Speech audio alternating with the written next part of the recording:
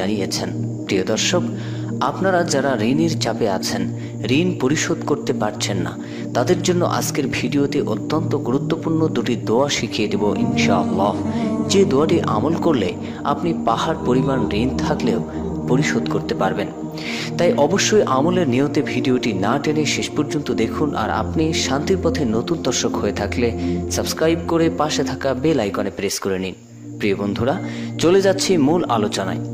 ঋণ পরিশোধে আল্লাহ রাব্বুল আলামিনের দরবারে ধর্ণা দেওয়ার দুটি উপায়। 1 নম্বর, হযরত আনাস রাদিয়াল্লাহু তাআলা আনহু হতে বর্ণিত, রাসূল সাল্লাল্লাহু আলাইহি ওয়াসাল্লাম চিন্তাযুক্ত অবস্থায় এই দোয়া পড়তেন।